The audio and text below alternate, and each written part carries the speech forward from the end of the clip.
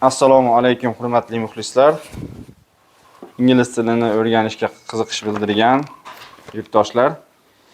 Sizlar bilan endi 4-chi mana bu Headway kitobimizdan 4-unitni boshlaymiz.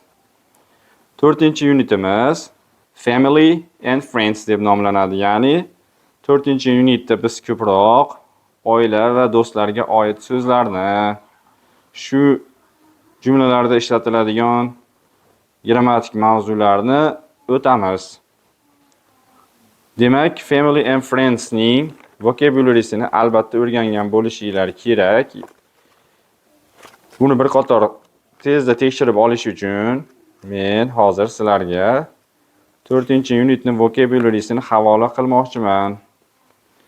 Bu havoladagi 4-unitning yangi so'zlarini albatta tarjimasini yozib o'rganib olinglar.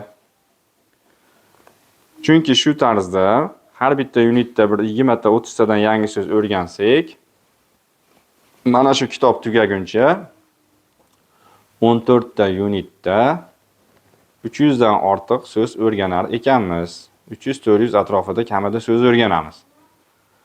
Shuning uchun yangi so'zlarni o'rganib boring. Shu paytgacha 3 ta unit o'tdik. Uni Telegramdagi gruppaga qo'yib qo'yganman. Link qoldira olmadim. Linkni playlistda qoldirganman. Playlistda linkini topsanglar bo'ladi Telegram gruppanikini.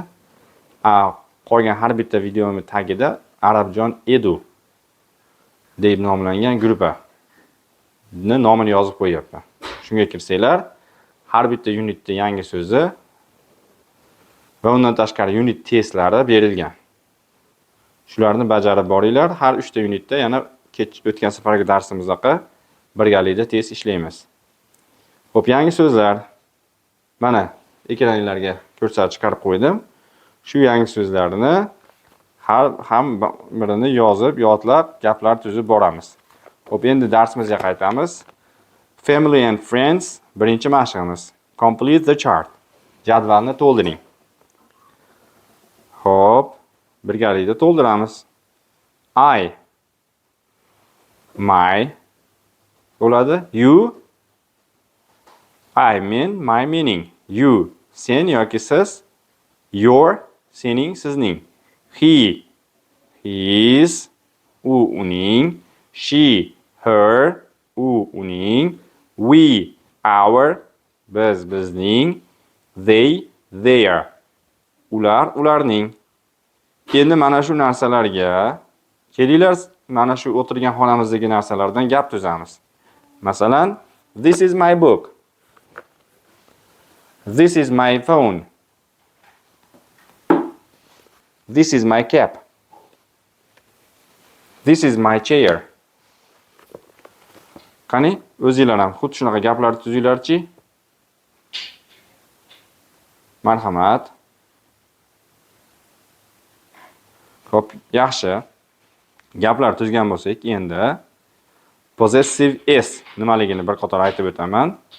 Possessive s bu o'zbek tilidagi ning qo'shimchasini beruvchi so'z. Masalan, oqila, oqilaning, oqila, oqilas, oqilaning kitobi, oqilas book, Annaning kitobi, Anne's book.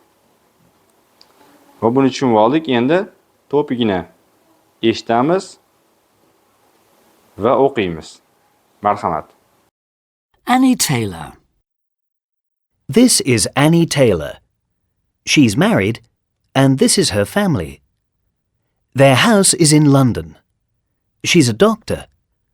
Annie's hospital is in the centre of town. Jim is Annie's husband. He's a bank manager. Jim's office is in the centre of town too. Our children are Emma and Vince. Emma is 15. She's at Camden High School. Vince is 19. He's at the University of Westminster. We're all happy in London. Demak, mana bu ayol Annie Taylor haqida yozilibdi bu topik va oxirgi qismida Annie Taylor o'zini tilidan farzandlari to'g'risida ikki og'iz gap aytibdi. Xo'p, yaxshi. Buni tushunib oldik. To'pga o'qiganimizdan keyin yangi so'zlarni belgilab olasizlar. Odatda lug'atdan tarjimasini topasizlar va o'sha gapni tushunib olib, to'la tushunib olib, keyingi mashqqa o'tishimiz kerak. Odatda shunday qilishimiz kerak. Ko'rib turibmiz, mana Annie Taylorning oilasi. Annie, Jim, Emma, Vince. Xo'p, endi bu bo'yicha mashqlar ishlaymiz. Mashqlar ishlashdan oldin kichkinagina grammatik ma'lumotni ko'rib chiqamiz. Grammar SWOT. She is married. She's a doctor. Gaplardagi s bu possessive s emas. Ning qo'shimchasini beruvchi s emas, bu is. Gapni ma'nosidan bilsak bo'ladi mana. She is married. She's a doctor. Buni kengaytirsak she is married. She is a doctor bo'ladi. Endi qaranglar keyingi gapda. This is her family.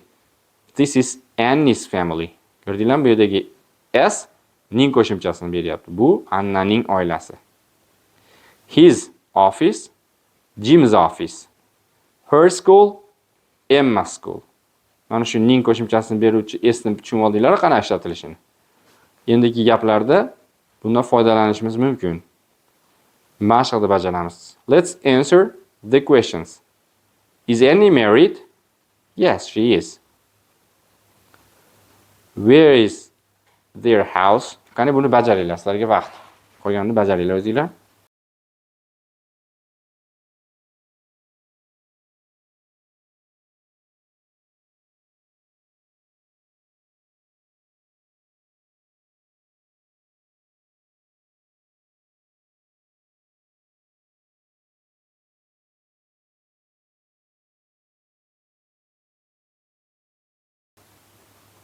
Xo'p, bajarib bo'lgan bo'lsanglar, eshitamiz va tekshiramiz. Listen, check and practice.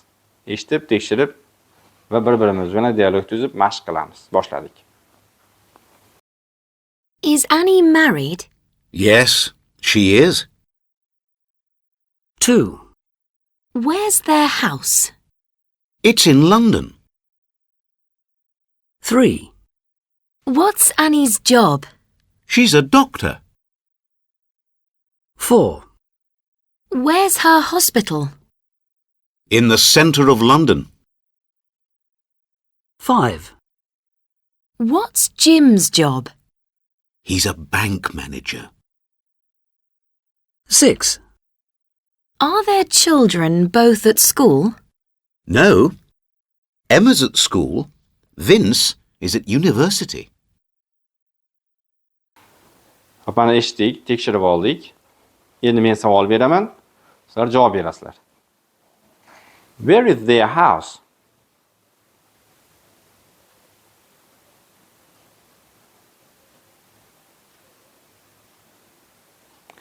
Their house is in London. What's Annie's job? She's a doctor. Where is her hospital? It's in the center of town. What's Jim's job? He is a bank manager. Are their children both at school? No, they aren't. Emma is at school. Vince is at University of Westminster. Hop, endi keyingi mashqqa o'tamiz. Who are they?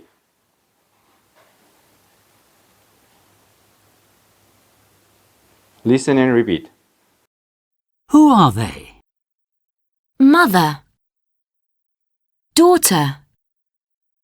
Sister. Wife. Father. Son. Brother. Husband. Parents. Children. Bizga bu yerda nimani tushuntiryapti? Qaranglar. Ayol kim bo'lishi mumkin? Bitta oilada. Family and friends ku bizning nimamiz, mavzuyimiz. Oilada ayol, mother, daughter, sister, wife. Bir ayolning o'zi bitta oilada, katta oilada shularning hammasi bo'lishi mumkin. Yoki bitta oilada 4 xil ayol, shu toifadagi ayollar bo'lishi mumkin, a? Masalan, bir kishini onasi bo'lishi mumkin, qizi bo'ladi, singlisi bo'ladi va uni turmush o'rtog'i ham bo'ladi. Keyingi so'zlarimiz. Father, son, brother, husband. Erkak kishiga nisbatan berilyapti bular. Father ota, son o'g'il farzand, brother o'g'il bola uka, husband turmush o'rtoq, eri. Parents ota-onalar, children farzandlar. Bular umumiy holatda. Endi look at the family tree. Look at the family tree. Jim and Annie, wife and husband, Vince and Emma, their children. Endi mana shu kichkinagina oila daraxtimizdan juda ko'plab 10 ta gap tuzyapti mana keyingi mashqimizda. Mana bu mashqimizda mana shu oila daraxtidan foydalanib 10 xil gap tuzish mumkin bo'lyapti. Qanday qilib? Bu uning shunaqasi, u buning eri, u buning o'g'li kabi gaplar. Hozir buni birinchi daftaringlarga yozib kelinglar, bajaringlar. Keyin eshitib tekshiramiz. Annie is Jim's wife. Jim is Annie's. Bajaringlar mana. Vaqt ketdi.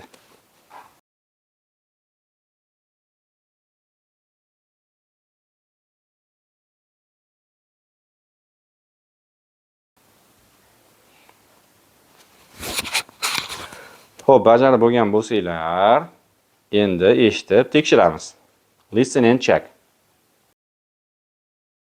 1, Annie is Jim's wife. 2, Jim is Annie's husband. 3, Emma is Annie and Jim's daughter. 4, Vince is their son. 5, Annie is Vince's mother. 6, Jim is Emma's father. 7, Emma is Vince's sister. 8, Vince is Emma's brother. 9, Annie and Jim are Emma and Vince's parents. 10. Emma and Vince are Jim and Annie's children. Yaxshi. Mana tushundinglar-a? Buni o'zingizlar bo'sh vaqtingizlarda o'tirib, o'zingizlarda oilalar, masalan, o'zingiz yaqin kishilaringiz oilasini shu tarzda tahlil qilib yozib chiqsanglar, juda ham praktikniy bo'ladi. Ya'ni amaliy jihatdan juda ham sizlarga foydasi katta. Ingliz tilidagi mana shu yangi o'rgangan so'zlarimizni mustahkamlaysiz. Aktiv vocabulary oshirasiz. Juda foydasi katta. Buni bajaringlar albatta. Keyingi mashqimiz ask and answer questions with a partner. Hozir birgalikda sherigimiz bilan mana shu yuqoridagi mashq bo'yicha savollar beramiz. Masalan, who is Vince? He is Emma's brother. He is Jim's son. Yoki he is Annie's son. He is Annie and Jim's son. Desak ham bo'ladi Vince'ga nisbatan. Emmaga nisbatan. Who is Emma? She is Vince's sister. She is Jim's daughter. She is Annie's daughter tarzda gaplar tuzsak bo'ladi. Shunday qilib savol javob bilan ishlanglar. Marhamat, vaqt ketdi.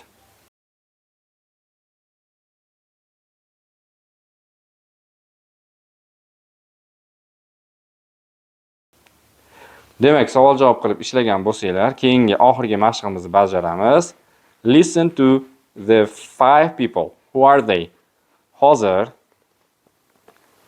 mana bu 4 ta odam, Annie, Jim, Emma, Vince gapiradi dialoglarda.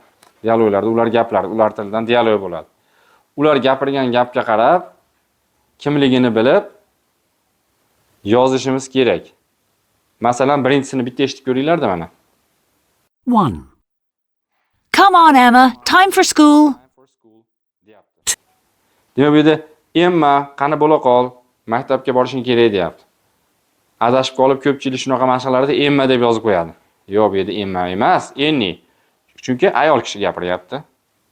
Emma bo'la qol maktabga borishing kerak deyapti. Ayol kishi gapirayotgan bo'lgandan keyin o'zi bularda ikkita ayol kishi bo'lsa, bittasi onasi, bittasi qizi. Emmaga tezroq bo'l deyotgandan keyin, demak u Emma emas. Demak onasi, Enni. Shu tarzda logik o'ylab bajaramiz. Marhamat. Come on, Emma. Time for school. 2, Mom, where are my school books? 3, Bye, everybody. I'm off to work. Have a good day. 4, Bye, Dad. See you this evening. 5, Good morning, Mrs. Clark. How are you today?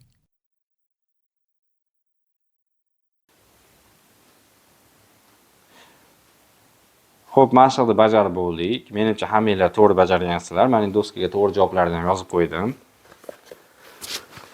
Endi 4-unitimiz birinchi darsini o'z nihoyasiga yetdi.